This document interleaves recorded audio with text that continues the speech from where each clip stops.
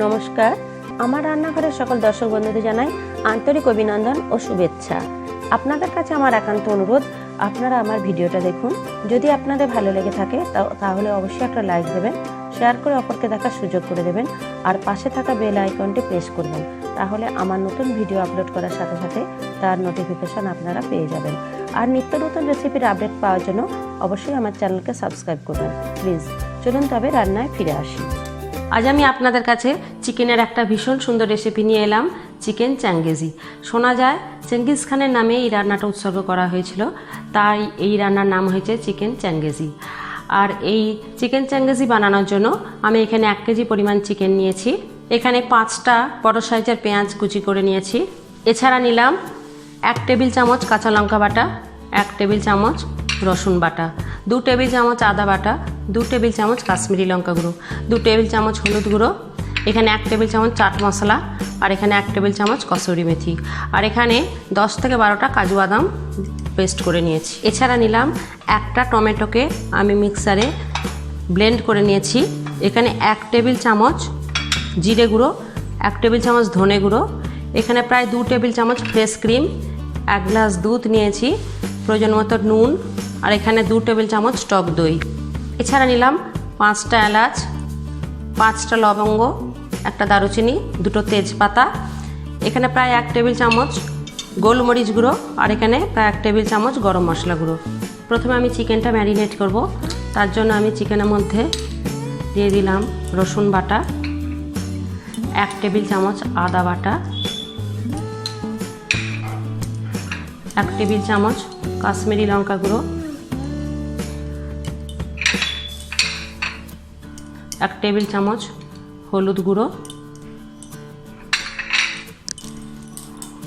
এবার দিলাম চাট মশলা, গোলমরিচ গুঁড়ো, দিলাম টক দই, আর দিলাম প্রয়োজন মতো নুন দিয়ে আমি খুব ভালোভাবে চিকেনটা ম্যারিনেট করে 30 মিনিটের জন্য রেখে দিচ্ছি। আধ ঘন্টা হয়ে গেছে। এবার আমি গ্যাসে একটা তাওয়া বসিয়েছি আর একটু রিফাইন তেল গরম করতে দিয়েছি। এবার আমি তেলের মধ্যে আস্তে আস্তে চিকেনটা, ম্যারিনেট করা চিকেনটা দিয়ে দিচ্ছি।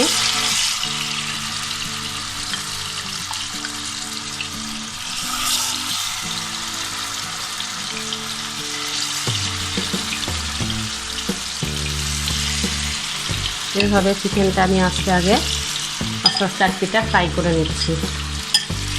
চিকেনটা আমি আস্তে আস্তে উল্টে দিচ্ছি। খুব বেশি ডিপ করে ভাজার দরকার নেই, আবার এটা রান্নার সময় তো ওখানে সিদ্ধই হবে।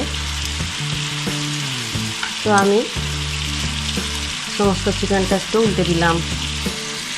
চিকেনটা প্রায় আধ ভাজা হয়ে গেছে।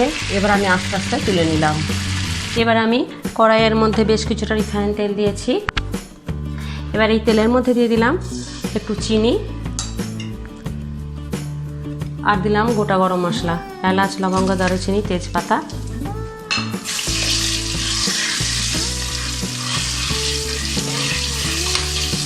ফোড়ন ভাজা হয়ে গেছে।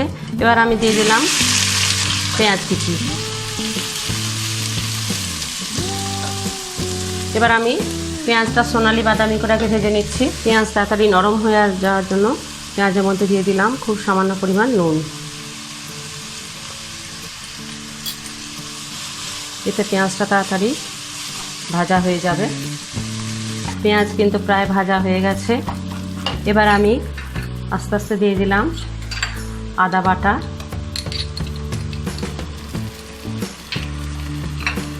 কাশ্মীরি লঙ্কা গুঁড়ো, হলুদ গুঁড়ো, ধনে গুঁড়ো, জিরে গুঁড়ো, আর দিলাম কাঁচা লঙ্কা বাটা। দিয়ে আমি মশলাটার একটু কষিয়ে নিচ্ছি।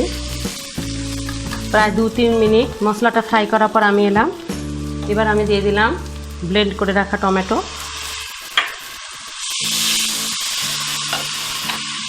আর দিলাম কাজু বাদাম বাটা।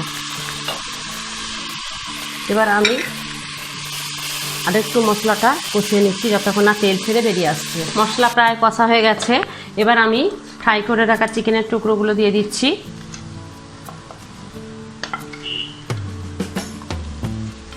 এবার আমি চিকেনের সাথে খুব ভালোভাবে মশলাটা আর একবার কষিয়ে নিচ্ছি।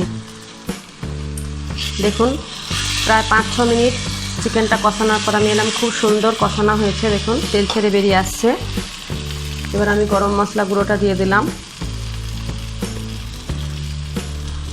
আপনারা নুনটা একটু চেখে দেখে দেবেন, আমি খুব সামান্য নুন দিচ্ছি।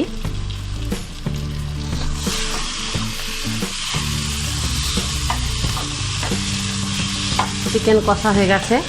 এবার আমি দুধটা আস্তে আস্তে দিয়ে দিচ্ছি।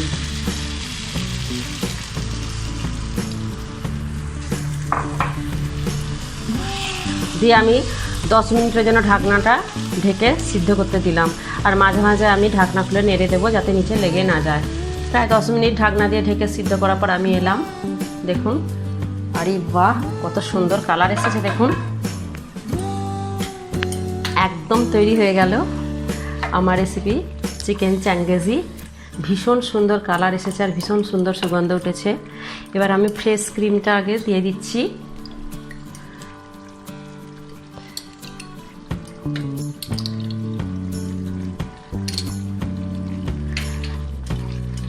আর সবার শেষে কসুরি মেথিটা ছড়িয়ে দিলাম।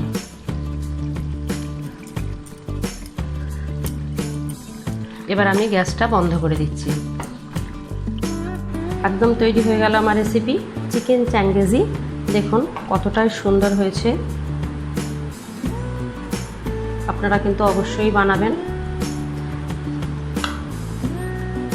আর লুচি, রুটি, পরোটা, নান সব কিছুর সাথেই পরিবেশন করতে পারবেন। রাইস, পোলাও সব কিছুর সাথেই।